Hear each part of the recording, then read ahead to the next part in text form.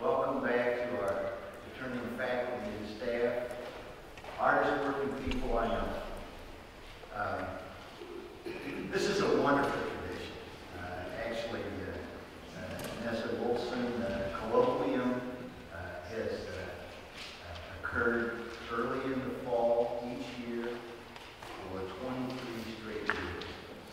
And Nancy Hornberger, our esteemed professor and local historian, tells me that it is the longest continuous running colloquium series in graduate school education. So I just think a wonderful way to start the new year. And I think it's great that every time we have this colloquium, the weather is as gorgeous as it could possibly be.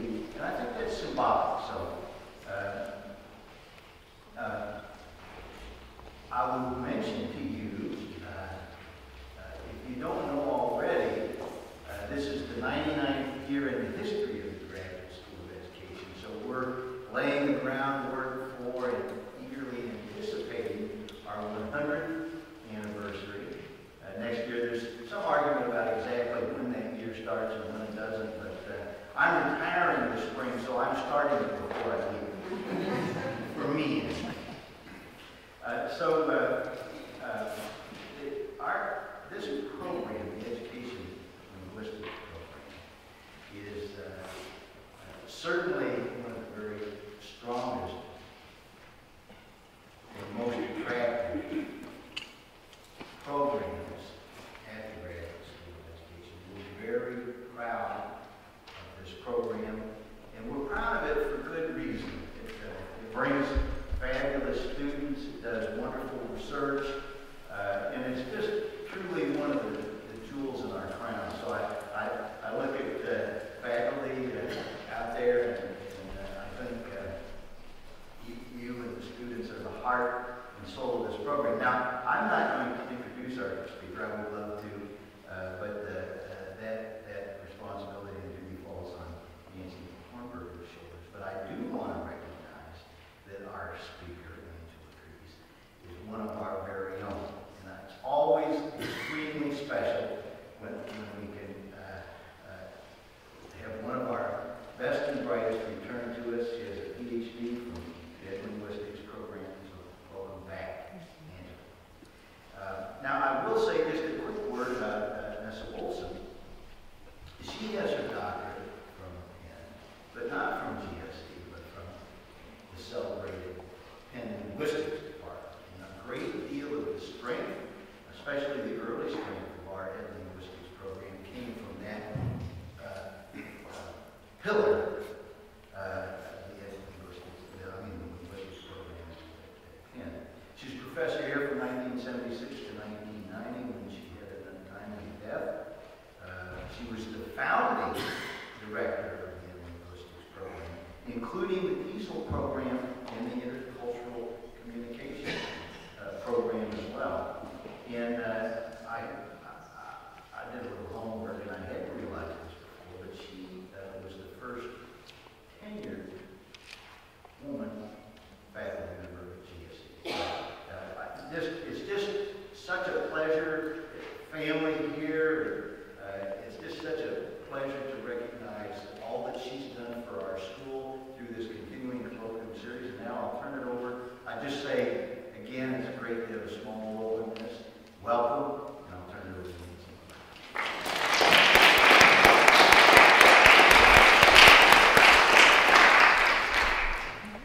Thank you, Andy, for really very lovely opening comments, and for all your support for our division, for the TESOL, ICC, and Ed Linguistics programs, and for our faculty who, without the faculty that are here lined up in these front rows, we just wouldn't have Ed Linguistics here at Penn. So thank you all for being here.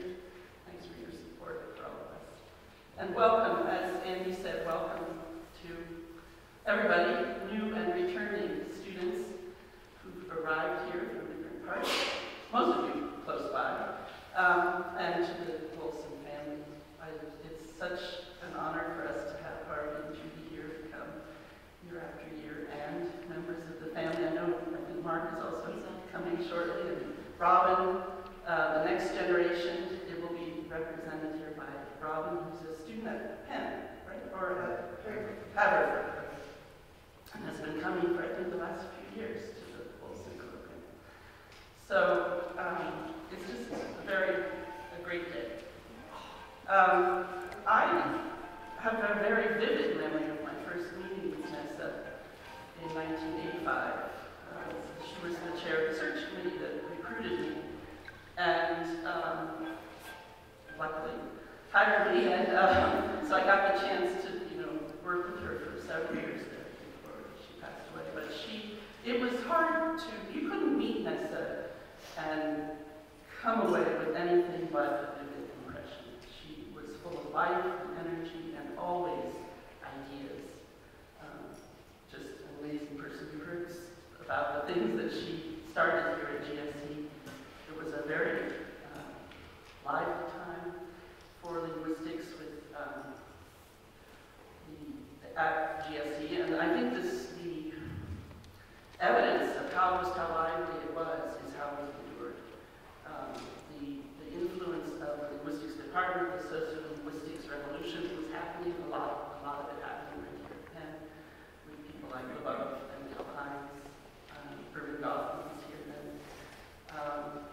It has had a very enduring quality, but that's also thanks to the many faculty and students, including people like Angela, who have come through since and kept the dynamism of the field alive. When Nessa died, very much too soon for her family and her colleagues and the field, she was a real mover and shaker in the TESOL and sociolinguistics fields. We sought a way to honor her memory and to also keep alive, in some sense, her scholarship and the programs that she had helped or had a major role in developing and building. So we did come up with this colloquium series idea, and thanks to Terry Pika and to also my colleague Rebecca Freeman, who for many years was the coordinator of this event. It's been kept alive. We're still going. So that's a great testimony as well.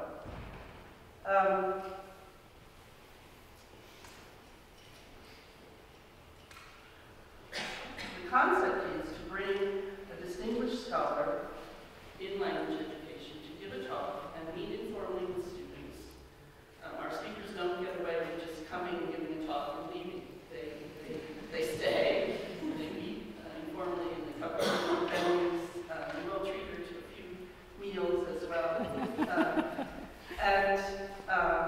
The idea is to bring people who knew and mentored Nessa in the earlier years. We find people who had actually mentored Nessa, who worked with her as a colleague, who were her own students, and or who draw inspiration from her research and writings, and whose work represents the same high standards of originality and vision as hers. And I'm happy to report, I've been running this now for many years, and every time I invite a speaker, they are delighted to come, absolutely delighted and honored. So that's another testimony to Nessa's, the esteem with which she's held.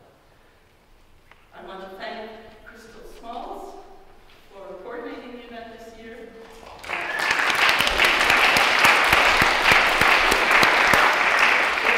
It is a surprisingly complex undertaking, and she's carried it out with grace. And I also want to thank the support she gets from our superb educational linguistics staff, Christina Lewis, Suzanne O,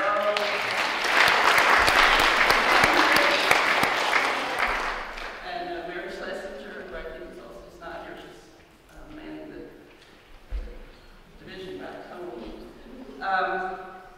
And then there's been a number of PhD and master's students who've also stepped in to help today, so thank you all. Charles Washington, who does just such a beautiful job of videotaping these events so that they can be enjoyed by others on the web. So with those words of thanks and introduction, let me turn then to introducing Angela Creese, this year's speaker, who is not coincidentally Professor of Educational Linguistics at the University of Birmingham, UK. And she also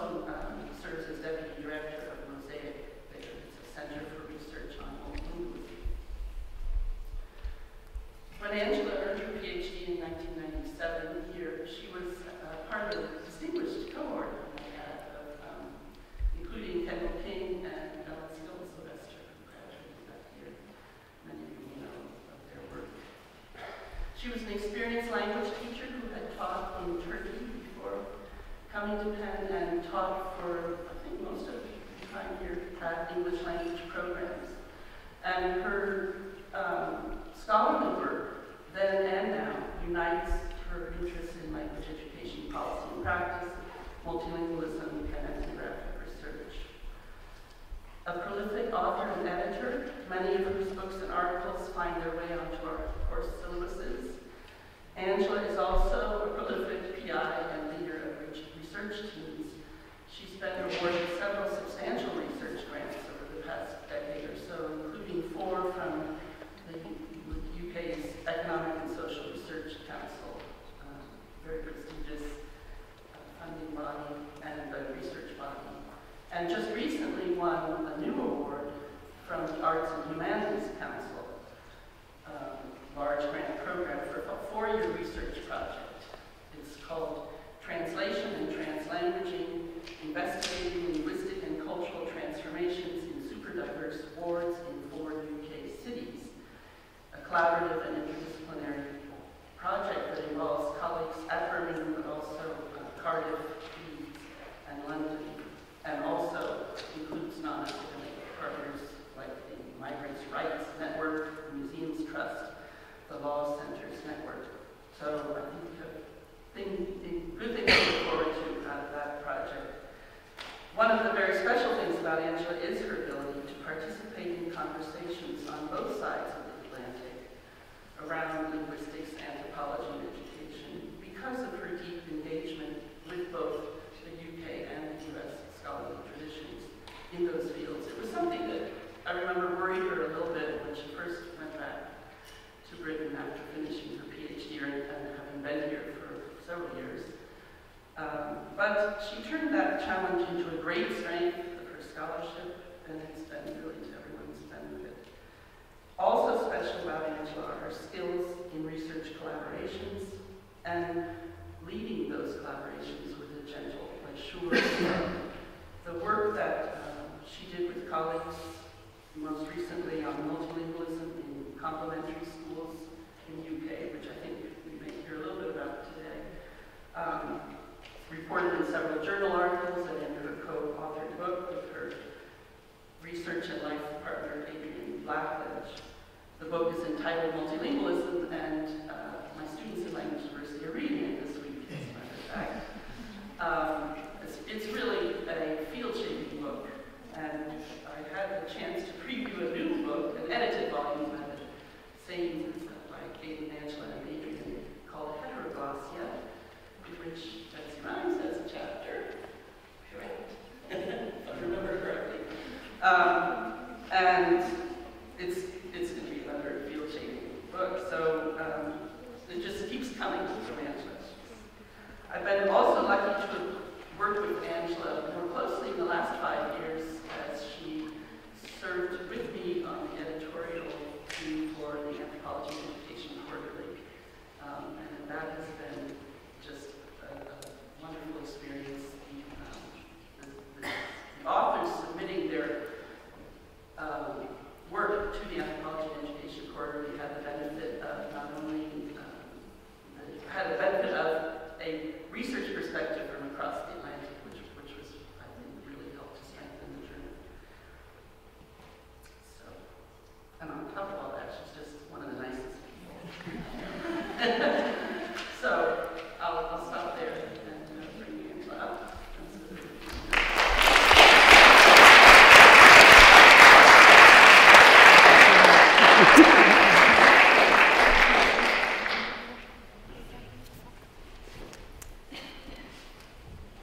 I'm deeply honoured to give the Nessa Wolfson Colloquium Lecture 2013, with warm thanks to the Wolfson family and to the Educational Linguistics Division for inviting me and your generosity in supporting the visit. Thank you to Crystal Smalls for her painstaking attention to detail and Bridget Goodman for waiting a long time at the airport for me yesterday. For me, it's quite a homecoming. As Nancy says, I was a linguistics student in 1989 when I took classes with Nessa Wolfson, Terry Peaker, Nancy Hornberger, Kathy Doughty, Fred Erickson, and also in anthropology, John Lucy. It is no exaggeration to say that each of these teachers and their knowledge continue to serve as models of scholarship for me. I have saved my teaching notes and bulk packs from each of their classes, and 15 years after graduation, I often look at these notes for references and clarification. I am a very proud graduate of this programme and the engaged scholarship it represents. To be an international student at Penn in the early 1990s, not 1890s, was wonderful, and I expect it still is. I learned very quickly that drawing on my own background was expected and desired. Coming to Philadelphia to study educational linguistics both freed me of the expectations of the British class system, but also simultaneously required me to engage with it. Indeed, it was at the heart of many of my assignments. Oh, sorry. I'll come back to that one. The first class I took with Nessa Wolfson, the sociology of language, saw me write a report on linguistic diversity in the UK. And I had to come to the US to want to write this paper. I needed the distance to think about things anew. I often contemplate this experience with my own international students at the University of Birmingham. My tutor's willingness back then helped me find my own voice, and I am deeply indebted forever and for always to Nessa, Terry, and Nancy as the three women who provided me with this confidence and insight. But my homecoming is also filled with some trepidation. What might I say to a distinguished Penn audience that could interest them? What can I possibly contribute? The experts are already here, their scholarship internationally renowned. A department steeped in Heimsian theory and methodology, seminal scholarship in multilingualism, biliteracy, language planning and policy, communicative repertoire, heteroglossia, and the linguistic anthropology of education. As the old English expression goes, I would be well advised to follow the advice, don't teach your grandmother to suck eggs. With this in mind, it is with some nervousness that I try out a new analysis here today. The work is new in the sense that I use this occasion, which honours Nessa Wolfson's research, life and teaching, to return to some of the ideas that I first learned in her class. For the next hour or so, I return to the Speech Act as a unit of analysis. In particular, I look at bilingual speech acts, which see participants in our research complement, persuade, and disagree with one another. I return to questions first asked in Nessa Wolfson's classroom about the pedagogic relevance of this work. I find myself second-guessing what Nessa Wolfson might herself say about the developments in social pragmatics, politeness, face, and intercultural interaction. So my presentation is divided into four main areas. I start with some reflections on my days as a student at Penn, describing the connections made between research and teaching we were encouraged to seek. I reflect on an early essay I wrote about teaching communicative competence through the teaching of speech acts. Second, I set the scene for the research I've been doing over the last 10 years on multilingual practices in complementary schools. And complementary schools are also known as heritage language schools, supplementary schools, community language schools, and I'll come back to that later. Third, I return to speech acts and social pragmatic scholarships to interpret multilingual data. I apply a speech act analysis of a mother and daughter interaction over several events. Fourth, I consider the relevance of this research to the classroom and the teaching of language. I return to the concept of appropriate language use to consider its pedagogic value in teacher education and argue for a heteroglossic theorizing of communicative competence. Overall, I make the argument that the concept of appropriate language use retains its relevance in sociolinguistics and critical language pedagogy because it presupposes context as wider than the immediate and present. My reading of Hymes's concept of appropriate language use adopts a view of language as a resource, operating in contexts of multiple norms and multiple communities, and understands that speech is never stable. Increasingly, scholars use terms such as repertoire and heteroglossia in preference to concepts such as languages or varieties, with their notions of boundedness and purity. And I'm one of those academics. These arguments throw into disarray many of the terms we have taken as given in sociolinguistics. Language, variety, native speaker are some relevant to this talk.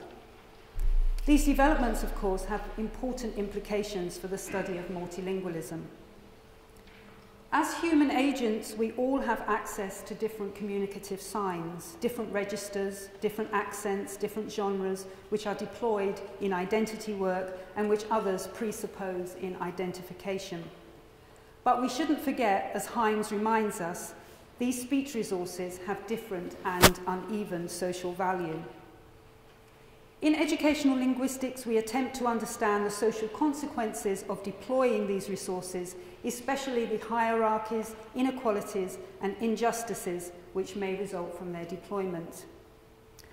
I start with some reflections which set the scene for the arguments I wish to make today. Nothing ages you like looking back at old teaching material.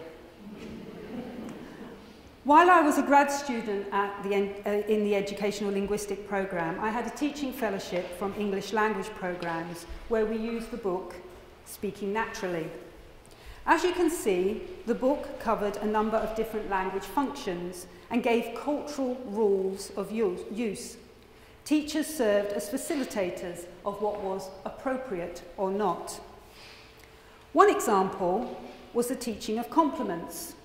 The rule given in the text was clear and unambiguous. You always accept the compliment, usually by saying thank you and providing some extra information. Oh, thanks, I got it from Sears, says Rolando. Often, the nuances of context fell to the teacher to deal with.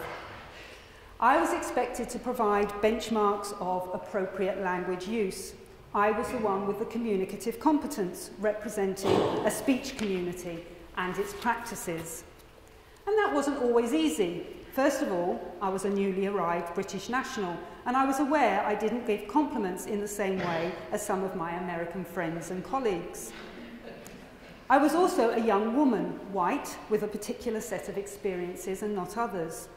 And I struggled with some of the appropriacy questions. For example, is it okay for David to say to Rolando, nice shirt? Or for Rolando to say to his teacher, me, nice blouse? Or for Angela, the grad student, to say to Nancy, her professor, some good teaching today, great job. The myth of being a native speaker to a speech community called American English, able to answer all questions, was beginning to dawn on me.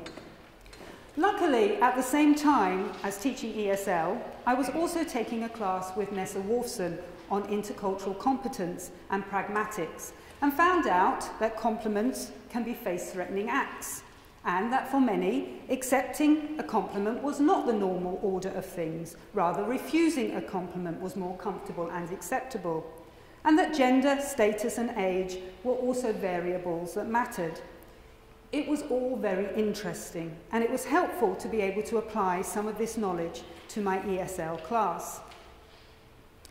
Indeed, as mentioned earlier, we were encouraged to interrogate such teaching material for our class assignments, and I still have Nessa Wolfson's comments on an early paper I wrote in 1989.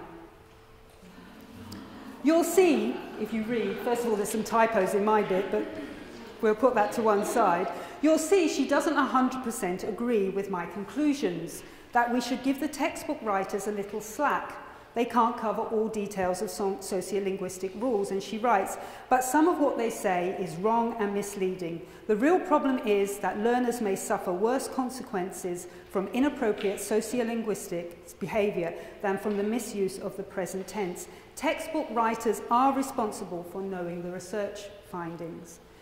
Her argument is clear and passionate. Research should be informing practice. During this period, Nessa gave me a precious gift. It was precious because it was the first time I had ever been given a book by one of my teachers. It showed her kindness and generosity. She was very ill at the time, but she still found time to encourage her students. It was generous because it was by Del Hymes, whose work she greatly believed in and admired. She passed on her knowledge and beliefs through this gift. Her encouragement and the dedication of this gift led directly to my first publication, which, as you can see, was in the Penn's working papers. My paper compared, it's the second there, my paper compared one specific cultural context in the UK, a teacher's staff room, in which participants used one variety of English, so-called British English, with a similar cultural context in the US, which saw teachers using another variety of English, American English. And I was particularly looking at the complement. From this, I attempted to identify similarities and differences that might point to a higher level of cultural generalization. Looking back, I enjoyed this paper tremendously.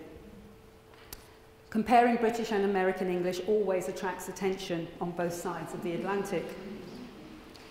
But it's also interesting to chart my departure from many of the assumptions I made in this early paper. First, I made assumptions about varieties of language, that these could be labelled easily and unproblematically. I didn't question what I meant by British or American English. Second, because a priori I started collecting data in which the main focus was two varieties of English in two different national settings, I missed the opportunity to collect data beyond these categories, particularly multilingual data, because this wouldn't have fitted into the design. Third, I isolated one speech act from other speech acts and other ways, or all of the rest of the stuff around them.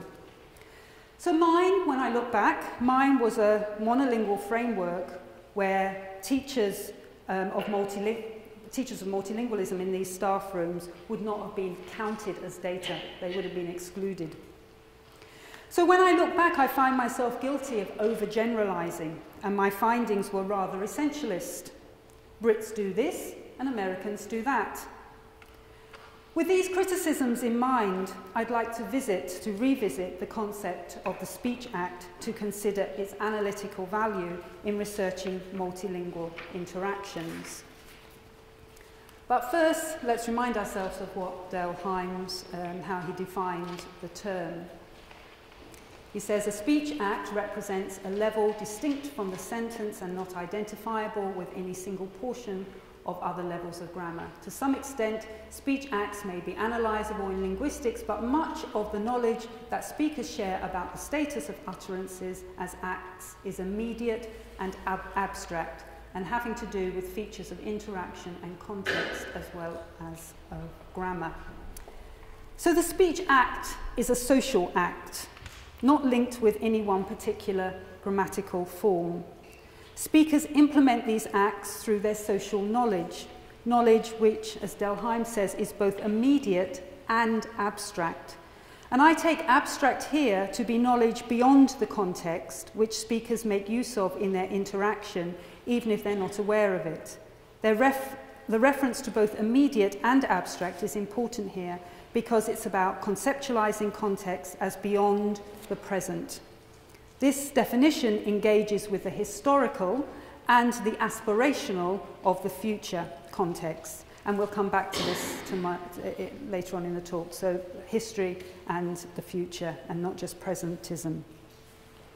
Which brings me to the first piece of data that I'd like to share. I'll say more about where this data comes from later on when I talk a little bit about the research projects that I've been doing. But for now, just to say that this comes from the Punjabi Complementary School Classroom on a Saturday afternoon in Birmingham. The two speakers, Narinder and Hema, are both teachers. Narinder has recently arrived from the Punjab. She's working as Hema's assistant in the class, and Hema has lived in the UK for around 15 years. The event the speech act, the compliment, happens just before class starts. So we'll listen to that. ਤੁਸੀਂ eye makeup ਕਰੋਗੇ ਨਾ ਫਿਰ ਤੁਹਾਡੇ lenses highlight ਹੋ ਗਏ but nice colour ਆ ਤੁਹਾਨੂੰ ਹੋਰ ਹਾਈਲਾਈਟਿੰਗ ਚਾਹੀਦੀ ਸੀਗੀ ਨਹੀਂ ਮੈਨੂੰ ਤਾਂ ਕੁਝ ਨੋਟਿਸ ਹੀ ਨਹੀਂ ਹੁੰਦਾ ਹੈਗਾ ਕਿ ਹੈਗਾ ਵੀ ਪਾਏ ਵੀ ਹੈ ਜਾਂ ਨਹੀਂ ਪਹਿਲੀ ਵਾਰੀ ਪਾਉਣਾ ਏਦਾਂ ਹੀ ਲੱਗਦਾ ਹੈ ਪਹਿਲਾਂ ਵੀ ਪਾਏ ਕਲਰ ਕਿਹੜਾ ਕਲਰ ਪਾਇਆ ਸੀ ਨੋਟਿਸ ਤਾਂ brown the light brown ਜਿੱਦਾਂ ਹੁੰਦਾ ਨਾ So it moves very quickly, but actually what happens there is Narinder gives Hema a compliment on the coloured contact lenses that she's wearing. So a compliment is a speech act which explicitly or implicitly attributes credit to someone other than the speaker, usually the person addressed for some good. It's an appearance compliment. It's a formulaic appearance compliment. In the sense that it's a nice colour, fits the formula that Mains and Wolfson identified in their 1981 data.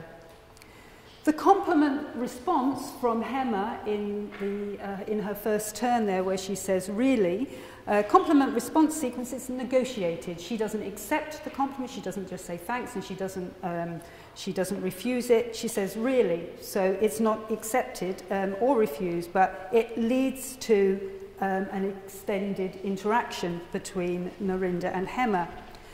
And this fits with Wolfson's bulge theory, where status equals, friends and co-workers engage in care work being done to signal solidarity. Wolfson argued that friends and other acquaintances are most likely to get involved in long negotiations with multiple repetitions, and colour is talked about and highlighting is mentioned several times in the interaction. But Hema's really also points to an ambivalence about the compliment. One possible interpretation of this ambivalence is the face-threatening act of the compliment. Pomerantz 1978 describes two conflicting norms in the compliment response sequence. The normative pressure to show appreciation, which conflicts with the normative pressure to perform self-praise avoidance. Hema wishes to downplay she is paying attention to her appearance. So what we see in this before class speech event is an example of a compliment speech act being used to negotiate friendship, but which through its performance also evokes attention about appearance and perhaps stances on femininity. How much Hema is prepared to acknowledge the attention she pays to her appearance is at stake here, and is expressed in really and nahi, which is repeated 4 times. The compliment appears as a face-threatening act. But perhaps the most obvious point that I haven't mentioned is the bilingual nature of the speech act. Hema and Narinder translanguage to accomplish this social act. They draw on a variety of different signs to perform the act of giving and receiving a compliment. For the speakers, it's not about one language or the other. They're drawing on their resources to build solidarity, to be nice to one another. It's a very typical example of language use in the community language classroom on a Saturday afternoon in Birmingham. It's bilingual, but for the speakers, the interaction is not about which language, it's about building solidarities and friendship. So what's the connection to the late 1980s ESL Philadelphia classroom that I mentioned earlier? Well, certainly when I was teaching ESL in the 1980s, it never occurred to me to refer to my students' bilingualism in the negotiation of speech acts. Even though my students too were emergent bilinguals, we had established a monolingual approach to teaching speech acts and culture. Even though these students would experience bilingualism as usual practice outside the ESL classroom, we did not think to find ways, I did not think to find ways to make this bilingualism, this bilingual environment normative in the classroom, or to encourage it as an aspiration. The communicative competence we were striving to teach our students was predicated on understandings of purity and a social order which did not include multilingualism, bilingualism, or understandings of communicative repertoire. There was too much attention to the code, not of the speaker or their practices. And I agree with Claire Crampsch when she says, ultimately, multilingualism challenges the very goal of foreign language education in American academia, avowedly designed to teach usable skills in the supposedly monolingual environment of the target country, and to enable American foreign language learners to perform supposedly universal communicative speech acts that will be understood and accepted by all because of their accurate grammar and pragmatics. And this brings me to the second part of my talk, which is to describe the research I've been doing over the last 10 years or so. As Nancy says, I've been lucky enough with my colleagues to receive research funding from the research councils, and 4 of the projects are listed there. If you go from the bottom, I'd particularly like to mention my colleague and friend Peter Martin, who I worked closely with on those early projects, and towards the top, more recently with Adrian Blackledge. And in today's talk, I am mostly going to be talking about the recent project, in which you can see the full collaborators there. Adrian Blackledge was the PI, and I'd also like to, in particular, mention Jaspreet Kaur-Taki at the end, who worked with us in the Birmingham case study. Also, just like to pause here to thank Penn for also inviting Adrian Blackledge to come along with me and give the talk today. Unfortunately, for domestic reasons, he couldn't be here, and he drew, well, he's back home walking the dog. So I'm sorry he couldn't be here, but he really would have very much liked to be here with me. So the work that I'm talking about is very much a collaborative enterprise. So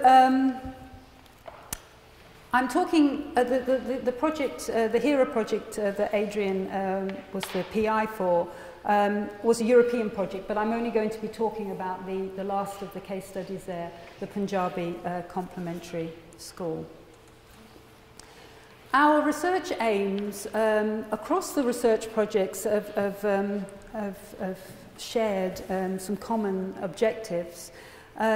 So I'll go through them here. The first is to investigate the range of language and literacy practices of multilingual young people and their teachers, actually, in complementary schools in the European settings, to explore their cultural and social significance for the young people. The third aim is to investigate the language and literacy practices in terms of their identity performance and how they're used to negotiate inheritance. The fourth aim I want to just point out particularly, because although I'm not talking about that today, we've really put a lot of attention and focus on thinking about what it means to do team ethnography, and in particular multilingual team ethnography. What does it mean to research multilingualism multilingually? So we've written quite a lot about the processes of working in that kind of way. And the last is to think about the implications of our work in terms of policy and practice, including pedagogy. So complementary schools, as I've said, in the United States, I guess the most similar term is heritage language schools. They're outside of the state system. They don't receive money from the state. They may receive very small amounts of money from local government, but in times of austerity, that's been cut too. So they're community-run organisations. They're kind of bottom-up organisations. They're organised by community members. They're voluntary. Obviously, parents choose to send their children there. They don't have to go there. It's not required. The schools run their classes at the weekends and often after school.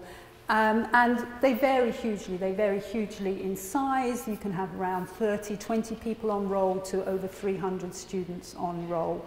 And they also vary in their curriculum and focus. The schools that we've been looking at provide community language classes, so we've been particularly interested in those which run heritage language classes or community language classes. So just to give you a flavour, really, of what they look like, I'm just going to run through some photos very quickly. This is an assembly at a Gujarati complementary school in Leicester. It's at the end of the session. You see the teachers sitting on the side, and at the back are the parents, so that parents too are very much part of the assembly sessions. Chinese complementary school in Manchester, Gujarati complementary school, Blistheimer classroom in Leicester, Turkish school in London, Bengali complementary school in Birmingham, Chinese Mandarin in Manchester, and a Punjabi complementary school in Birmingham. So we would characterize our approach as a linguistic ethnography, in which well, I'll tell you about the data in a moment. The school that we collected data in, a Punjabi complementary school, 220 students on roll, very young up until from 16 all the way, 6 to 16, 20 classes, entry level up to A level, which is the qualification you need to enter university, held on Saturdays across 2 sites. So we did what is typical of an ethnography. We collected a lot of field notes. We observed in the classes. We also asked our key participants to wear lapel microphones, and we audio record them in class, but also increasingly out of class, so that we have interactions in the home as mother and daughter, as you'll see in a minute, are in the car together brushing hair. So in other sites other than the classroom. And the other list of the kinds of data that we collected are given there. So there are 12 key participants in our study, and today we're mostly focusing on Parneet, which is towards the bottom 4 up from the bottom there.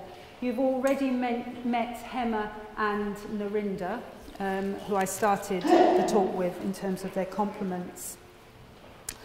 And as I say, because we are audio recording our key participants, we pick up interactions with many other people that they are interacting with. And so we are going to hear from Parneet and her mother. Parneet was born in Hertfordshire and moved to Birmingham at the age of 11. And she compares Hertfordshire to Birmingham in her interview data. And she says, "I remember it was a really quiet area where we lived, and I have to say, because we were the only Indians there, me and my brother actually found we preferred it a lot more when we moved here, because we really liked being surrounded by other Indians."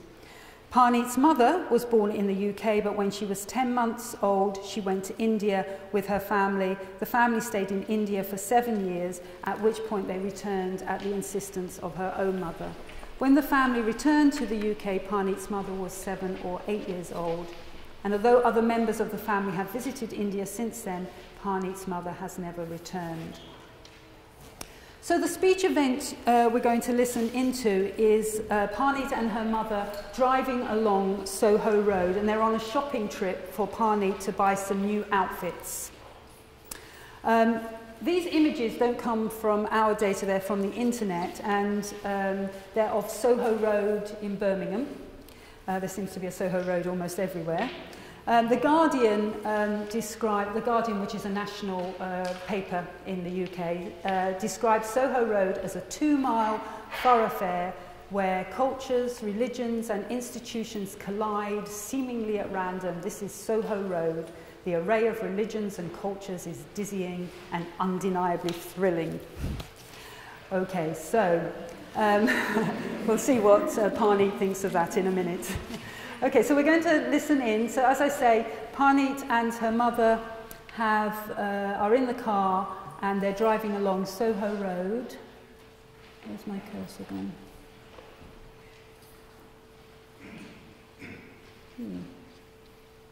Oh, here it is. And they're chatting to one another.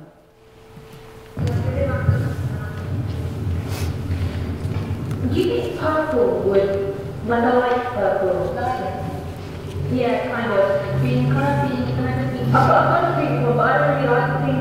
No, what's the difference in gathering and taking and I really like it. I mean, all the time. I like them with prints. No, when you have it, but I like the meat. There is a lot of meat. But I like the little book on any shop for you. Then I'm shop for you. Then I'll sit down here. Everybody else. Oh, I hate good stories. So the interaction is about an outfit for Parneet, which brings into play evaluations about colour, tone, material texture and material patterns. So using a speech act analysis, I'm characterising this as a mild disagreement. There's an expression of different views. I don't really like pink. In other words, Parneet doesn't want pink or plain, but her mother would like pink and possibly plain. But from the onset, there is evidence that the interlocutors are working to minimalise the disagreement. With the mother's acha, is that right? She acknowledges and hears Parneet's objection. What we see here is concern from one another's face, which wouldn't be expected in a full-blown disagreement where the speaker conveys to the listener that they are wrong or misguided. Mother and daughter are looking after one another's positive face, the desire to be liked and approved, and negative face, the desire not to be imposed upon. So we might say that this mild disagreement is multi-directional because mother and daughter are involved in relationship work. They have an eye on the immediate, the present, but also on the future and their relationship. They're also drawing on the resources of past conversations. They've been shopping before. The speech act can also be described as multifunctional. As the event unwinds, we will see that there are signs of both conflict and affiliation. The mother translanguages to reinforce her arguments. Their repertoire involves using a range of resources for meaning making. Stanton Wortham has said, socialization happens across many events. Parneet and her mother's interaction directs and redirects itself in relation to wider discourses linked to the performances of femininities. Both mother and daughter are, as Wortham says, attending to the more widely circulating models or ideologies that provide a starting point for local interactional work. Pink is a circulating discourse representing voices associated with particular femininities. I don't really like pink allows Parneet to distance herself from these voices. However, her mother anticipates the objection and mitigates pink by introducing degrees of pinkness and texture. Oh, no, not, it's a different pink. As the interaction continues, we see further nuances at play about clothing, which are used as semiotic resources in their ongoing relationship and identity work. And we'll listen in again, if the cursor comes up for me. There it is. I don't really like, you've got soft stuff.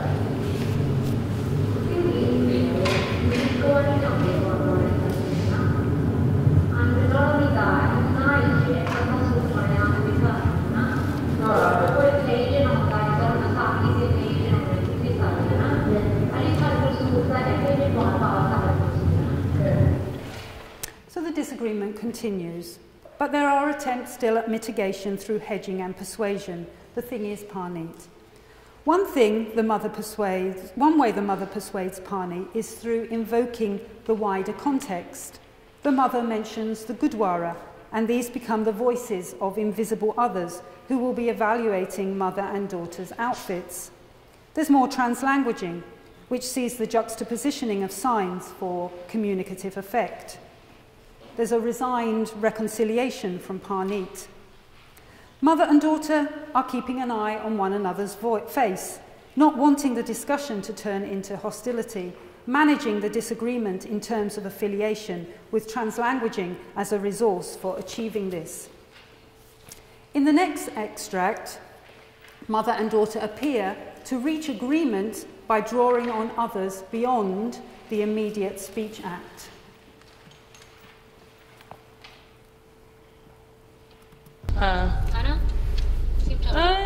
They have a lot of fabric. I hate leopard print or false animal prints. I just hate it. I don't like it either. And why would you want a suit that looks like that? They're really irritating. And my mum, she loves them. I can tell Serena loves it as well. I don't like them at all.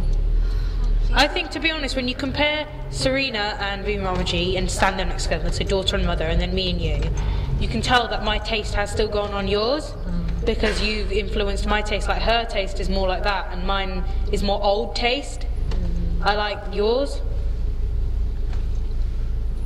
Isn't this meant to be? Isn't it? Our Asian people, they just park wherever they want to, don't they? Look, Creese parked.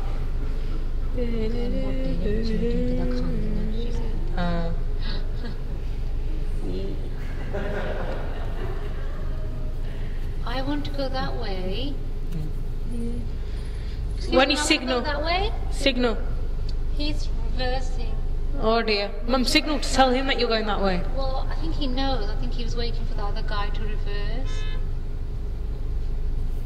Oh dear. The best time to come. So in this extract, Parneet and her mother reach a resolution. This involves referring to Mamaji and Serena. We might say that the participants involved in this speech act and event are wider than the two interlocutors, Parneet and her mother.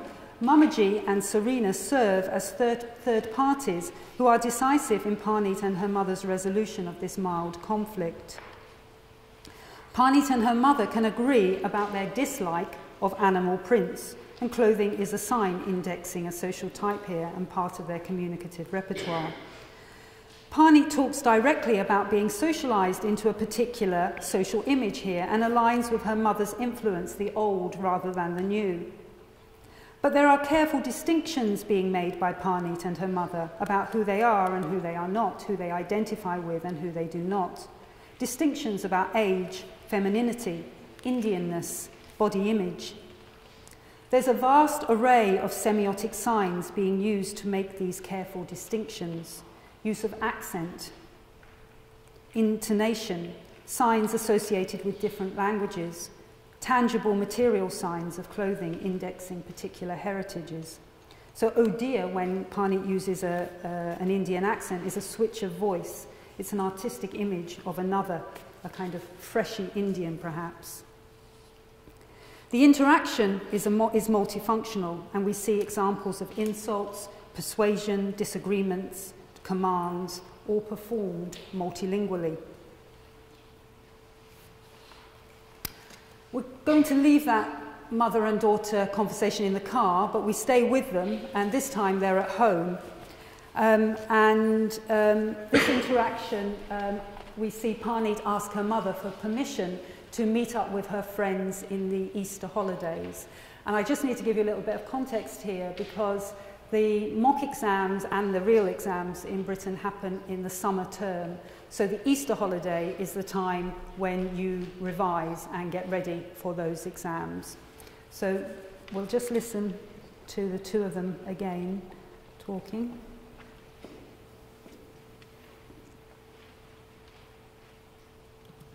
Oh yeah, my friends were saying you're doing Easter holidays for half a day. I don't know, but you see, well, they wanted to, especially if the weather was nice, they wanted to meet up at a park that is near them and have like a picnic. My school friends. Okay. And I really like the idea, except their park is obviously round their houses, so obviously it's away from us, because you know we have no parks here. Because they have a lot of green areas over there. No, अपनी parks है ना, plenty parks है ना. Yeah, but they're not going to come all the way over here, are they?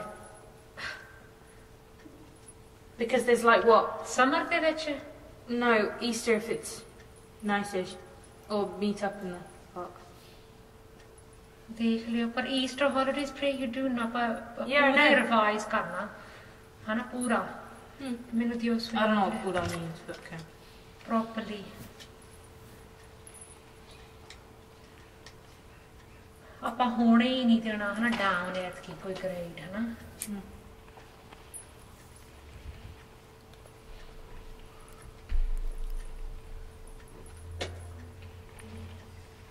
ਹੋਰ ਦੇਖ ਮੈਂ ਦੇਖਦੀ ਸਾਰੇ ਕਿੰਨੇ ਪੜ੍ਹੇ ਲਿਖੇ ਡਾਕਟਰ ਕਿੰਨਾ ਸੋਹਣਾ ਬੋਲਦੇ ਆ ਹਨਾ ਪੜ੍ਹੇ ਲਿਖੇ ਪਤਾ ਲੱਗਦਾ ਪੜ੍ਹੇ ਲਿਖੇ ਆ ਹਨਾ ਐਜੂਕੇਟਿਡ ਪੀਪਲ ਹਨਾ ਤੁਸੀਂ ਪੜ੍ਹ ਜਾਓਗੇ ਕਿ ਕਿੰਨਾ ਤੁਹਾਡੀ ਲਾਈਫ 'ਚ ਰਿਸਪੈਕਟ ਹੋਏਗੀ ਤੁਹਾਡੀ.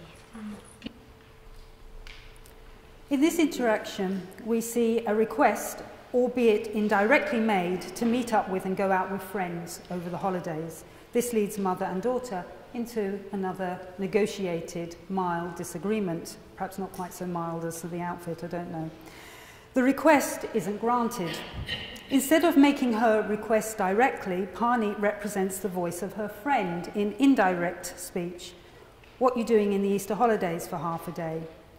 In fact, Pani does not ask her mother a question, but advances her negotiating position through a series of statements which are suffused with hedges and mitigations. I don't know, but you see, especially if... Pani's discourse is sharply aware of the anticipated reaction of her mother.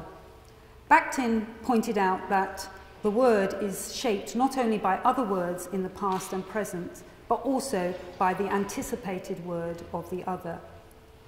Panit's mother's response is not directly hostile, but seeks further information. Kere Park, Kere friends. Pani pursues her argument, saying that she really likes the idea of going out to meet her friends. Her argument continues to be shaped by the anticipated voice of her mother, as Pani says, except their park is obviously around their houses, so obviously it's away from here. Here again, except and the repetition of obviously act as mitigation strategies. For her mother, though, the sticking point is about the timing of the planned excursion. Samadovich? When Pani responds no, Easter, if it's nice-ish, there no longer appears to be room for negotiation. Her mother responds, Easter holidays, Pani, you do know. What Pani knows and agrees that she knows does not need to be said because it's been said before. However, her mother reminds her of her responsibilities. Pani picks up the key word here, pori, and contests it while at the same time appearing to concede. I don't know what pora means, but okay. It's unlikely that Panit is complaining that she does not understand the Punjabi word pora. Rather, she is contesting her mother's view of what constitutes full or proper revision. Nevertheless, her mother translates the word and delivers a short lecture about the importance of education. Through a range of linguistic resources, she argues that education leads to a respect through life. And we saw this also confirmed in the interview data. Panit's mother said, education is so important. I think I helped them a lot, sat with them, did their homework with them and gave them ideas. In my head, there is a lot I'm quite gifted at, but I didn't get the opportunities in life. So I promised them that I would give them many opportunities in life. And from Parneet's interview, my mum was determined. She really wanted to help me to have a good education and all that. And so I was just as determined to at least try and get into the schools and see what I got. In the everyday interaction between teenage daughter and her mother, discourses of aspiration and distinction become clearly visible. Also visible is the nature and extent of interest of investment in the educational game. In the everyday interactions between a teenage daughter and mother, discourses of femininity, social type, social class, and education and distinction become clearly visible. Mother and daughter anticipate one another's voices. They create discursive spaces in which they are able to rehearse their doubts, their frustrations, their anxieties, and aspirations. In these discursive spaces, compromises and concessions are agreed upon or disagreed about, negotiated, and at times imposed. The audio recordings of family interactions in intimate spaces show social trajectories being directed and redirected. The repertoire of the two family members displays an awareness and familiarity with one another's discourses, a family lect, as Cynthia Gordon has called it. The interactions show a vast array of signs put to use in the performance of self as mother and daughters aspire in their ongoing relationship work to be and to become particular gendered, classed, race beings. Betsy Rhymes has referred to these linguistic resources as communicative repertoire, which she defines as the collection of ways individuals use language and literacy and other means of communication, gesture, dress, posture, or accessories to function effectively in the multiple communities in which they participate. And she argues a focus on the resources deployed by individuals rather than attempting to generalize about the community of speakers is where we should start, looking closely and carefully at what this mother and daughter are doing, rather than making generalizations about the Punjabi community. And in this, Rhymes shares similar arguments with Blumert and Rampton, who argue it is far more productive analytically to focus on the very variable ways in which linguistic features with identifiable social and cultural associations get clustered together whenever people communicate. And it seems to me, looking back at Del Hymes's work over 40 years ago, he was making a similar point when he argued one starts with a social group and considers the entire organisation of linguistic means within it, rather than start with one partial named organisation of linguistic means called a language. And this brings me to the last section of my talk today, to try and connect what I've been talking about, the practices of what we see in our data, to how that might be relevant to discussions of language teaching and learning and pedagogy. So, where does this Bilingual Speech Act analysis take us in terms of relevance to pedagogy and the teaching of appropriate language use in language classrooms? And here I consider the relevance of speech acts as teaching resources in the language classroom. But again, let's return to original definitions and work by Del Hymes of communicative competence. One of the pillars of communicative competence is this reference to appropriate language use. And I want to argue that my interpretation of Hymes's appropriate language use is not about fixed norms, fixed boundaries and ideas of purity, but instead it's about fluidity, mobility, and change.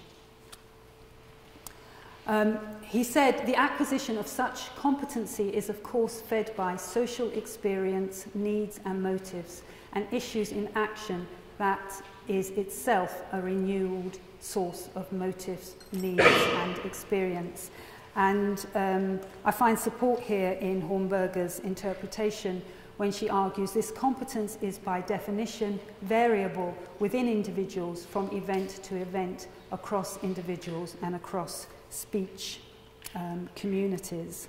And this has little in common with the way communicative competence is often understood and given to us actually as teacher educators, and how we end up interpreting it in our classroom. So I end this presentation with a visit to Parneet's classroom. We met Hema and Narinda at the beginning of this talk, and now we're going to go back to Hema and her classroom.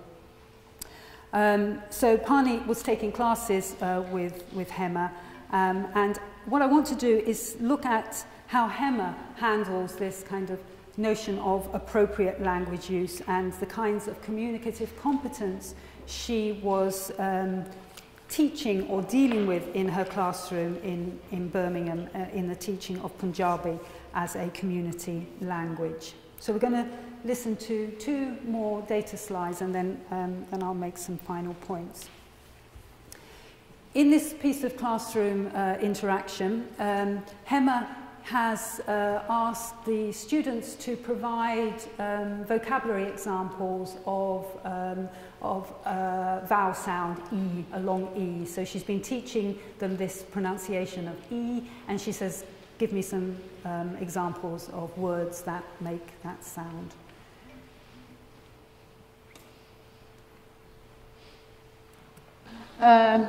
Next one. Which one? Leader. Leader, as in leader.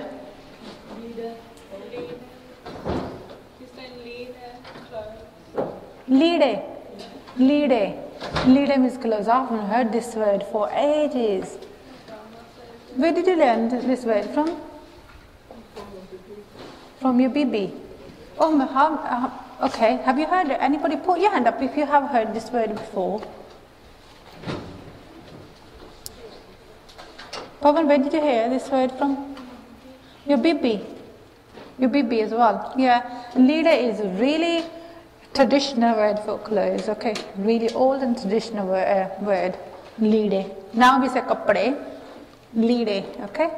Oh, good word. Well done. Yeah. Carry. Okay, in many ways, this is an example of funds of knowledge. The teacher authenticates the children's knowledge and the knowledge of the home, the BB. She picks up examples of the home and she endorses them. But also on display here is a tension between signs. Lire indexes the traditional, but it also indexes rural, working class, non-standard Punjabi. Kapre indexes standard Punjabi and the educated middle classes. These terms are not socially equal. Hema interrupts her pronunciation lesson to give the students a lesson on language in context and appropriate language use, and a lesson on language change. This was legitimate then, when your BB used it in the villages of the Punjab, but now it's not legitimate. What's legitimate now is Kapre and standard Punjabi, necessary for you to pass your GCSE exam, your language exam. So she introduces a critical element to her teaching. She says signs are indexing social hierarchies here, and their use has social consequences. Hema links a discussion of appropriate language use to language change and social change. Communicative competence is fed by this experience of different contexts over periods of time and migration, transnational experiences. And in the next example, again we hear from Hema. The context of this is that one of her students have put their hands up and said, "Miss, can we use an English word in our Punjabi writing?" And this is what Hema says to them.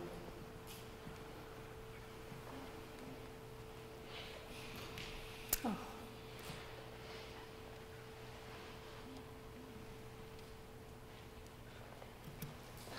I would share one thing with you. Last week, I was doing a translation for somebody. It was a Gurdwara, and there was a leaflet, a couple of lines I had to translate for some Babaji, like Buzurg, yeah, elderly person. And the word was community, yeah.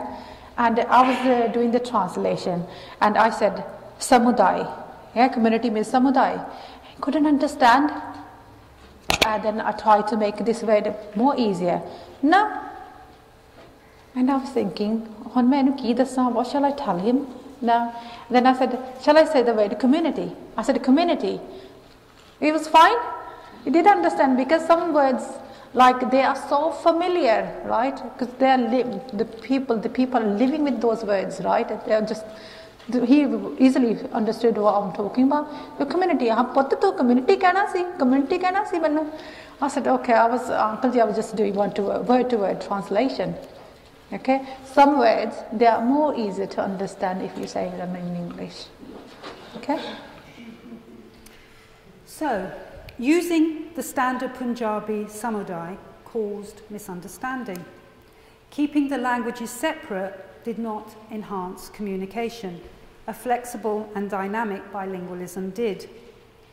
Negotiating which term is appropriate between Babaji and Hema is possible because of their shared social histories and experiences. Hema performs a positive model of translanguaging for her students, which endorses the use of different signs across language boundaries. She encourages the development of bilingual competence, which isn't allowed in many other institutional settings. She provides a local model of bilingualism for students to aspire to. Hema puts into practice what Hornberger and Garcia have been arguing for many years. Multilinguals' learning is maximised when they are allowed and enabled to draw from across all of their existing language skills in 2+ languages, rather than being constrained and inhibited from doing so by monolingual instructional assumptions and practices. And from Ophelia Garcia, in the 21st century, we are aware of the linguistic complexity of the world in which monolingual schooling seems utterly inappropriate. Language differences are a resource, and bilingual education in all its complexity and forms seems to be the only way to educate the world as the world moves forward. So in our work, my work with Adrian Blackledge, we've been arguing beyond which language is in use, we can ask what signs are in use and action, and what do these signs point to? What are the tensions and conflicts among those signs? How are voices represented in them? And we're arguing that new forms of multilingualism emerge that defy dominant understandings of multilingualism as the ordered deployment of different languages. And we've seen examples, I think I've tried to show, as pink and sparkly versus leopard and animal prints pointing to particular femininities and not others. These are competing ideologies. There's tensions and conflicts between Lire and Capre, Samudai and community. And we've also heard from many different voices. Of course, we've heard from Parneet and her mother, from Hema and Narinder, but we've also heard from Parneet's friends, family, relatives, Bibi, Mamaji, Serena, voices from the Gurdwara and from the community, all involved in the relationship work between mother and daughter, all projecting different social positionings. And Delheimer says it's a truism that one frequently ignored in research, that how something is said is part of what is said. For members of the community, mastery of ways of speaking is a prerequisite to personal expression. So it's not just the referential, it's not just the content, or as Bakhtin said, it's not just the thematic content, it's about the echoes of these signs, both past, present and future. This language is operating in many different functions here. And Nancy mentioned the book that's coming out, and indeed Betsy Rhymes does have an article in it, and so does Holly Link and Stanton Wortham also. So in this extract from Rhymes's article, I just love the way this is said, and I want to read it out. Aesthetically, a focus on code often leads to a waste of the brilliance of communication that heteroglossia affords. Who wants to speak pure English or pure French or pure African American English? Not only are those categories fictions, they are not very expressive. In many contexts, the expressive power of these repertoire elements lie in their ability to be mixed and savoured in new ways and combinations, and part of the joy in communicating is being able to notice the nuances of someone's unique repertoire and to savour their robust expressive possibilities. So if you want to read more, buy the book when it comes. And to make connections from new faculty to old faculty, to previous faculty, I return to Nessa Wolfson's work because, again, I think she had great hindsight and great foresight to anticipate some of these discussions and debates which were coming our way. She says, the point is very simply that people do not speak in a social or situational vacuum. They speak in specific places, on specific occasions, about specific topics and to specific others. Participants have a range of styles appropriate to the speech event. And in sum then, I suggest that there is no such independent entity as casual or natural speech, and that we substitute instead the term appropriate speech and investigate it not specifically in experimental situations such as interviews, but whenever it occurs. And I think that what Nessa Wolfson is arguing here is that what appropriate speech means is speech that's happening in context. And for that reason, it's an important term still. But also, for those last 2 points, there are methodological elements that I just want to comment on. She argued that we should be looking at speech as it happens amongst our friends in our various contexts. And I think also this last point, which is very interesting for us, and we haven't written about it yet, but we really want to, the tape recorder as a participant in the conversation. We're very interested in the performative element of wearing those digital audio recording devices, which of course Nessa had no idea that from the digital age it was going to make it so easy to record in the way that we're able to record these days. Let me just correct myself here.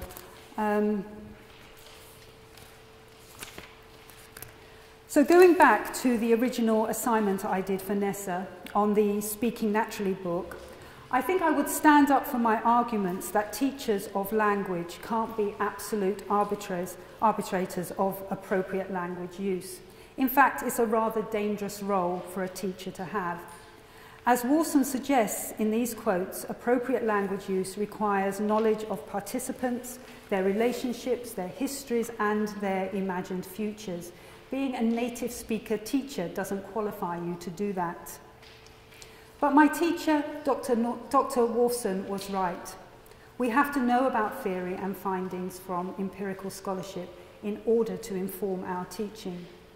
Recent work in multilingualism has important implications for teacher development in all domains of language teaching, and there are some very exciting ideas out there. Communicative competence needs to be free of static views of language use and social experience. We need to highlight variability, mobility, and change, just as Himes did. We need a new aesthetic in which we make connections to the poetry of lives outside the classroom to those inside the classroom. And I end this presentation as I started, with a compliment exchange. I take a risk here because ending in this way doesn't fit the genre. It's not appropriate. But I want to pay a compliment to my other teacher here, Nancy Hornberger. Nice blouse, Nancy. No, I'm only joking. Not an appearance compliment, but an achievement one. Nancy, you're an inspirational teacher, scholar, supervisor, mentor, colleague and friend, and your scholarship, leadership, sincerity and humility sets an example for us all. As you sit in the audience, you don't have the floor to accept, refuse or negotiate the but I know that many will share my view. Well, why end in this way? Well, for one thing, I know that Nessa would approve. From these scribbles on the same assignment I started this talk with, Nessa has written in response to my description of complement functions, Yes, also, there is nothing wrong with creating goodwill. And that's how I remember my whole time at Penn. I'm deeply grateful for the encouragement, belief, and goodwill of all my teachers. Thank you.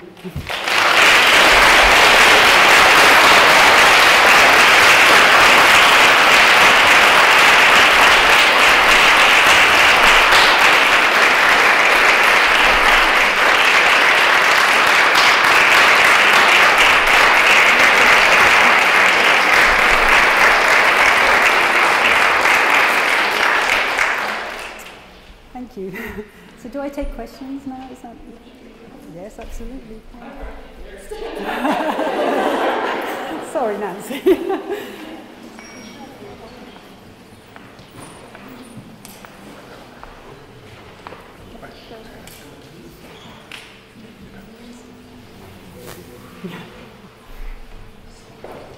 Yes. Thank you. That was helpful. I do have a question. Can we go back to the, I think it was the last slide we had appropriate. And so as I was listening to you and thinking about the word appropriate and its different connotations and what we mean, I was thinking that in a second quotation there, appropriate could be participants have a range of styles. You know, we could say conventional or you know, we think about speech as having a historical dimension. I struggle with that a lot too as a teacher. And I've been finding myself using words like conventional or expected to get away from that sense that there's an outside force. But I was also thinking about there's also this sense of speech in the moment that it's just it has a historical dimension, but it has an actual dimension too, and that is what, in a sense, in linguistic ethnography we're looking at. It's the actual and not the anticipated, or you know, how do we make sense of that? And I think that sometimes when we use words like appropriate, we're almost simplifying too much all the different historical dimensions of language, that it has a history and all these connotations. It has an actual and it has a future. And I really, this is a question. I really like the way you sort of brought that out. I'm just thinking as a field, how do we convey that when we're talking about, particularly in a teaching context, when we're writing a description. I think Claire Crouch has been doing and others have been doing quite interesting work on legitimacy and authenticity, which kind of add another layer, I think, perhaps, to how we might deal with appropriate. Certainly, and I do think it's a real issue for teachers when they get asked these questions: is it appropriate or not? And I never want to be this, you know, the person who decides whether something is appropriate or not. So I don't. Well, I'm not sure whether that's exactly what Nessa Wolfson was saying, but I do think, with widening the context and thinking about the histories and the aspirations, and then bringing in other ideas about authenticity and legitimacy, we can get away from the kind of, these kind of having all the power to say this is right or this is wrong. That's clearly dangerous, and I think it's time to move on from that. So it's, I guess, what I've been trying to think about from that. Betsy. I think just to add on to Anne's question and to refer back to a really interesting slide that you had about that is one possible way of looking at the answer to that question, is that just the same way you think about language in context as a way of understanding speech acts, you can look at language that participants are producing language about language, right? To understand what they feel is appropriate. Instead of we're deciding, they're deciding. So we use that example where they're talking about the grammar's word for something. The what words? The two words for clothing, right? And the teacher, they have a discussion about both of them. So it seems like if you have more meta discussions like that. Yes. So a meta commentary, which again is what your work is about. No, but it's an important point. Yes, opportunities for meta commentary. Actually, just I would that fascinating slide involving the meta commentary. The two words for coding. Lire and Capre. Yeah. No, that's not only there. It seems to me there's like I kind of saw a couple of different things going on there. There was on the one hand meta commentary on alternate ways of saying the same thing, which is what we call registers, right? Going on reveals a lot about what participants define as appropriate, but there's also, it seemed to be maybe another dimension to what was happening in that transcript that was also relevant to your time, and that was a dimension of politeness. Yes. And in other words, the teacher was, in a sense, skirting dangerously close to something that is not appropriate, which is correcting people's grandparents. And their actions.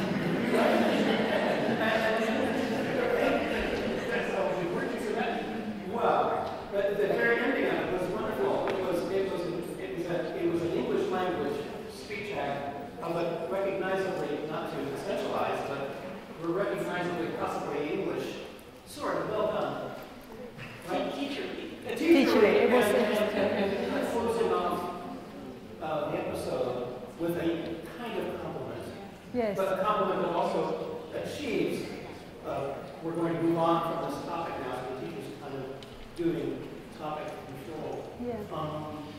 I'm sorry. Thank you. No, that's very interesting. I mean, it's great when the discussion starts, it takes off without me being here. So, I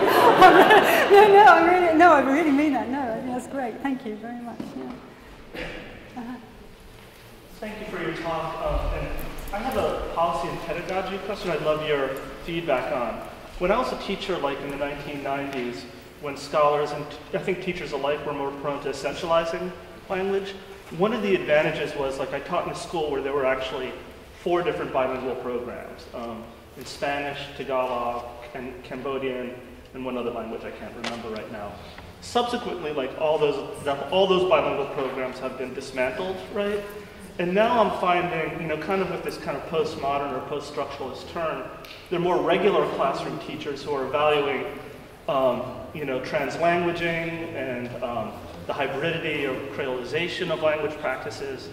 But, there are no more bilingual programs. And, some of my colleagues in bilingual education, argue for the focus on language as opposed to like the group or the family, because they believe if you don't really explicitly teach the language, then the language deemed superior by the state will eventually kind of prevail, at least over generations. So I just wondered any of your thoughts regarding that, if that question makes sense. Okay, well, the first thing to say is that obviously I'm giving a talk about language use in Birmingham in complementary schools. So I think it's really important, although on the one hand I want to say the arguments we're making about translanguaging, or I'm making about translanguaging, I think are very important, particularly in other kind of EFL, ESL contexts, as we kind of dismantle the whole thing about L1 and L2 and the kind of status of the native speaker. I'm not sure that I can, or I would want to, generalize across to some of, any educational context. And the other thing is, in the UK, we do not have a tradition of any kind of bilingual education, possibly in Wales. Well, no, there is some work going on in Wales, but in England, we just don't have that. So I don't mean to be passing the buck, but I think it's the kind of it would be better coming from other US academics here to comment on that, because it's not a context that this research really, I think, comments directly on, but certainly in terms of my own experience, either as a teacher or as an academic, that I've really been involved in. I mean, I do think, though, having said that the kind of strict demarcation between one language here and one language there in the kind of timetabling in bilingual programs, from what I know about work in the United States, kind of flies in the face of what people like Ophelia and Nancy have been arguing, that if you keep that so strict, you're doing probably quite a fair amount of harm to the young people who then aren't able to draw on their resources. Having said that, of course there are arguments here about the status of languages in relation to one another, about the importance of keeping those languages on the timetable, making sure there are bilingual programs and they are sustained. But you know, perhaps others would like to comment on that. Perhaps you would like to comment on it.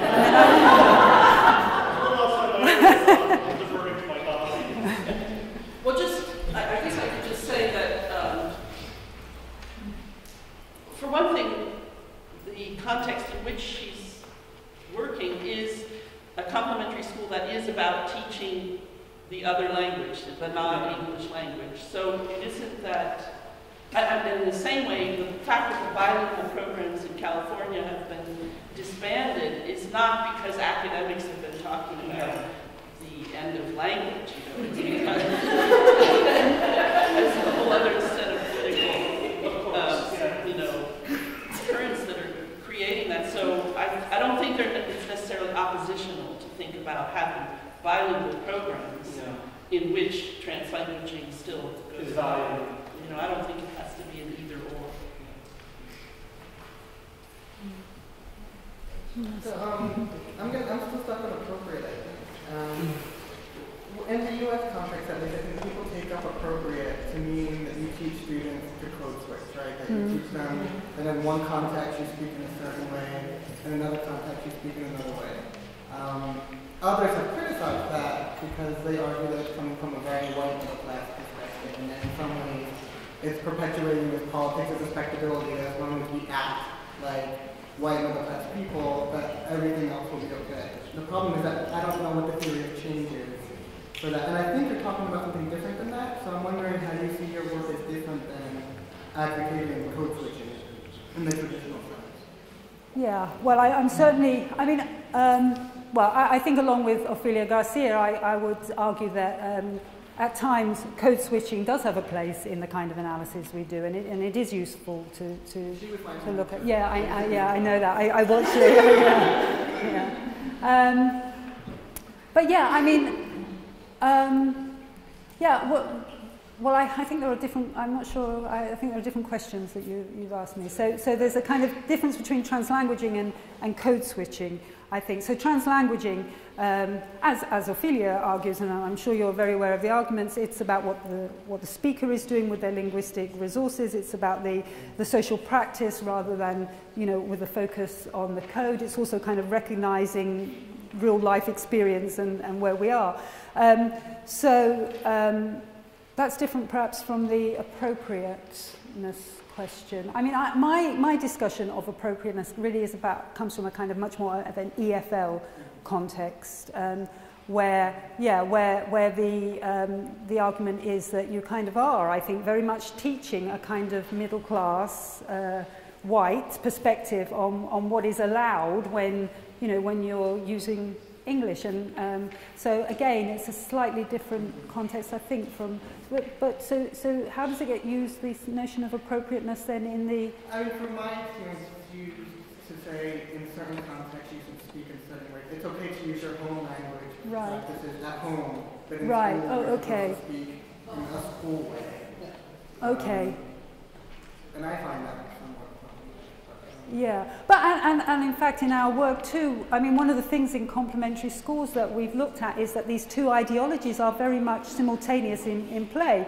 So of course you have the teachers arguing for a separate bilingualism, that this language has no place here, you keep that language there, while of course in practice you hear that. But that, I wasn't using appropriateness in that way. That's very interesting and helpful to me, because I hadn't really thought about appropriateness in that kind of context. It was more about kind of cultural rules that, you have the right to compliment that person in this way, and this is what you should do if it happens. Actually, I'm sure we've moved on from that pedagogy, but still the ideology of the native speaker is still, very much there, despite attempts by academics to deconstruct it over and over again. It's still a very, very powerful discourse. And I think and one of the things I want to argue is that in these complementary schools, in these kind of marginalized schools, which are often considered as, having nothing to do with the whole kind of business and industry of EFL, we've got something to learn. And it's about the diversity, actually, of our multilingual cities. And so from these contexts, I think there are pedagogic lessons to be at least thought about in terms of EFL and ESL. Yeah.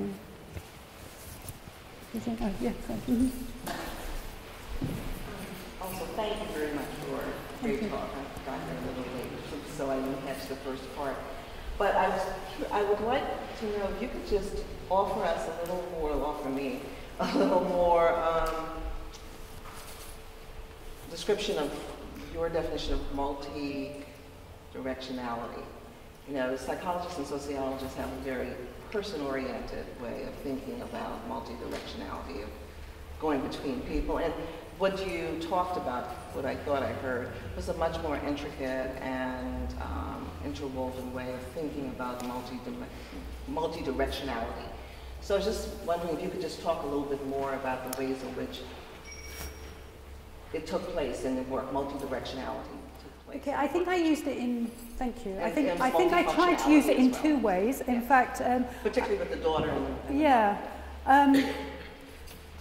I use it in two ways. The first way I think I used it was in terms of politeness theory and face. Right. So the idea that that mother and daughters were looking after this concept called positive face and negative face. So they were doing both. They weren't just like kind of doing solidarity stuff. They were also doing stuff about not imposing on one another. And the reason they were doing that is because they had because they're mother and daughter, because they have a close relationship, and because they have an eye on the future and the kind of relationship they imagine for themselves. So I meant multi-directionality in terms of politeness theory and face work.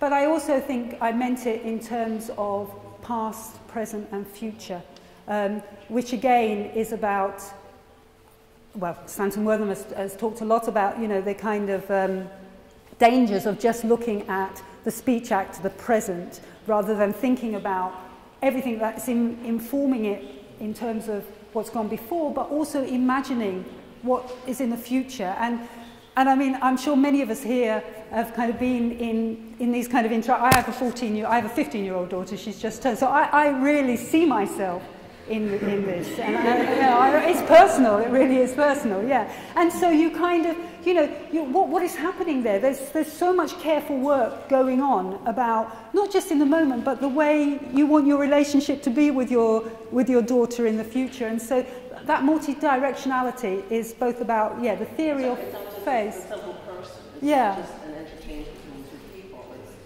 all the things that came before, all the things that are going on right there, and all the things that one could project. Yes. In the future. Yeah. But it is actually the first time I've used it, so it's a helpful question to me because it will make me think more about it. Yeah. Like yeah. No, thank you.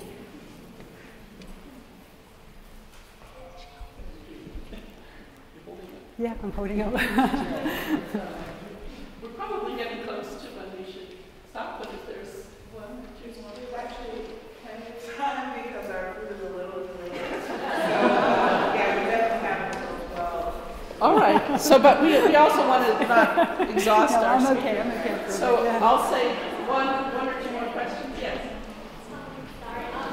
My name is Mary. I'm a second year student in UTSE, and I've been really lucky to take the course of language diversity and education with Dr. Humber this semester. And for the past 2 weeks, we've been talking about non-home and language a lot. And one thing that really struck me is about the bilingual education. Sometimes we don't think it's bilingual education because for one thing, one language would be only considered as the crutch to acquire the other language. So there would be the language imbalance, like the hierarchy about which one is the priority, or with the more dominant power, and the other language is somehow considered like inferior in the education. And I was just wondering if you could share with us something about like the appropriate speech acts, considering the unbalanced power dynamics between the two languages in education. Okay, well, thank you. It's a wonderful question. I suppose in the context that from the research that I've presented, obviously these young people, their first language is English, And in fact, there's a lot of, I mean, the complement, so they can't, in terms of learning Punjabi or learning Gujarati or the languages their heritages or their histories are in, this is really the only place that they can go in terms of institutional terms to learn Punjabi or the various languages. So the schools are important institutions to try and really say that multilingualism is an asset in the UK at least. In the mainstream, in the secondary schools, there really isn't an opportunity to learn and maintain these community languages. So these schools do a job have an important job in, I don't know if they raise the status of the language, but for the young people themselves, they provide an institutional context which endorses their multilingualism and bilingualism. There are very few institutional spaces in England where that can happen. So in terms of nationally, so much more could be done, but I would say these schools are very important institutions for raising the institutional profile of community languages, and therefore in a very, very small way perhaps the status of them. But you know, I mean, it's rather gloomy in some ways, but yeah. Thank you. Fantastic. So I was interested when you said community language, but you see they take the GCSEs and they take the A level. So I was wondering about that. Is there a tension between the organisation and the community schools themselves saying we should have our students take GCSE at A level, or is there a way that students would not take?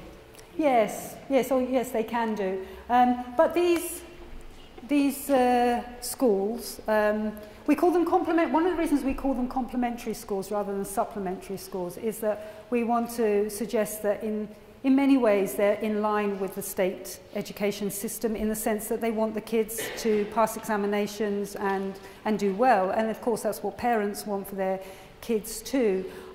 I don't think there's a conflict. In fact, in many ways, what you would see is that the young people might struggle with some of these notions of flexible bilingualism. They want to pass the exam. They want to know what's right and what's wrong, and they want to pass the exam. So, so I don't think there's a conflict because calling them community languages or community language schools is a British terminology that's kind of in common use for talking about the teaching of these languages, unlike French, German and Spanish, which are the subjects which are taught in mainstream. Of course, just like Ophelia Garcia talked about last year, there are, these are contested terms about heritage, community and other terms. But in terms of the schooling, the kids can take the exam or not take the exam. I kind of went off the question a bit, but did I answer that? I was just interested in whether they, we're talking about them, having access to these two languages, but then I was interested in the fact that they did take exams and how that just fitted into how the schools see themselves and the teachers see themselves and their role in what they're doing. Yeah, so what happens is the schools, the kids take their exams, they take them in the mainstream, even though the mainstream hasn't been involved in teaching them. The mainstream schools, the state schools, get the credit for the exams, but the complementary schools do the work for it. And yeah, there's that kind of separation. And that's why, of course, many people argue that the community languages should be taught in the mainstream too. In this country, the Association of Chinese Mother Tongue Schools worked really hard to get recognition for the Chinese AP exam, right? And that happened only in the last decade or so. It's a big achievement to have that kind of mutual recognition. But you're right, the state is benefiting from the grassroots effort of the community. And I have, but it's not an easy, because the complementary schools have more freedom to manage their curriculum that if they were in the state sector, they wouldn't have quite so much freedom. And there are good and bad things about that too, right? I mean, as I'm sure you're aware. There's a question. I was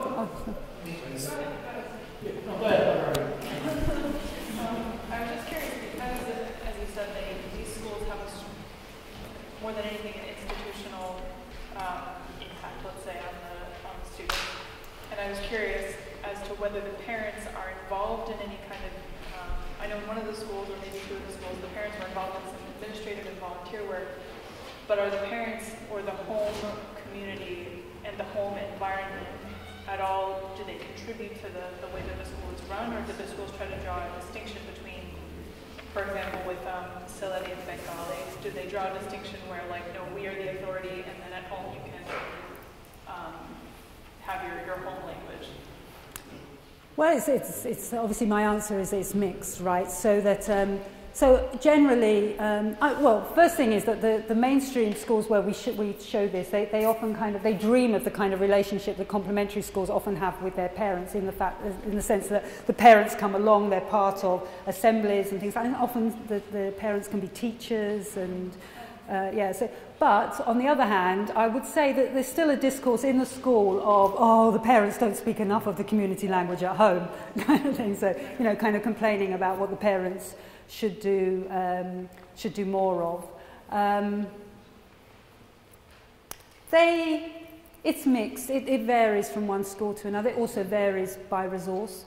I would say the Gujarati, Punjabi, and Chinese schools have a lot more resources and money and wealth than the Bengali and the Turkish schools. So there are differences really in terms of what's possible for the schools to organise, including resources like computers and, so they vary quite a lot.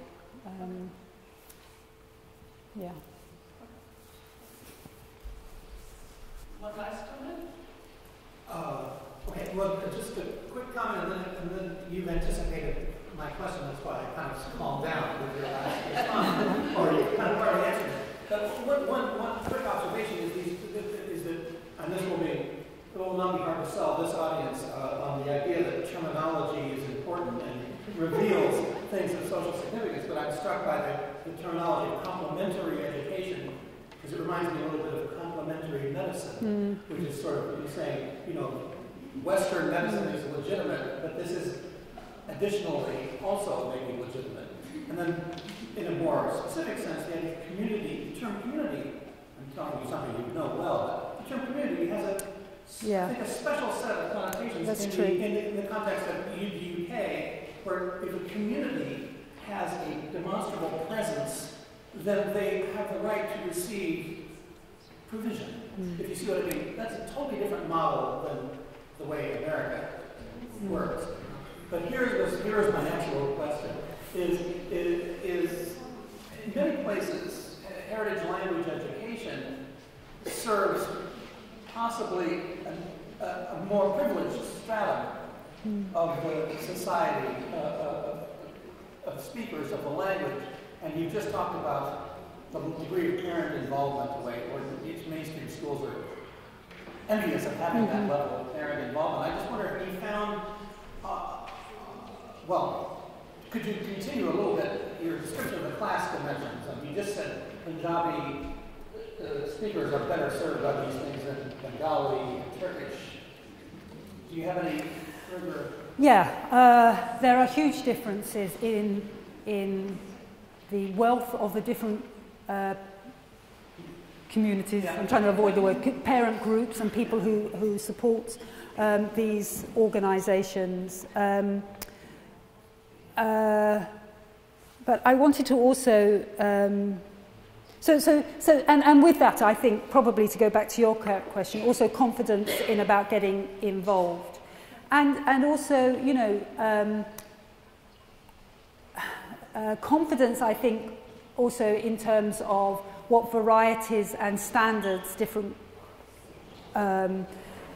schools decide to teach. So, for example, in the Bengali school, Sylheti is the language of the children and the parents, but they teach standard Bengali, and there's a real tension there about what that means. And actually in the Chinese schools too, very interesting because a shift from Cantonese to Mandarin and what those different varieties mean.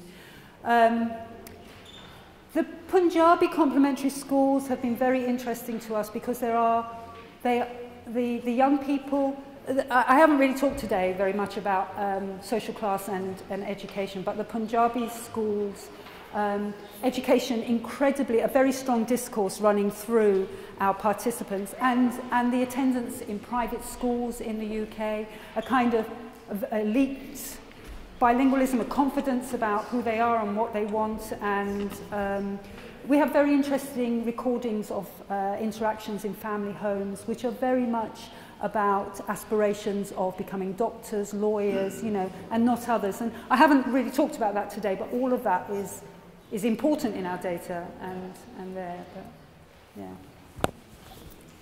Now you're really finished. Oh, okay.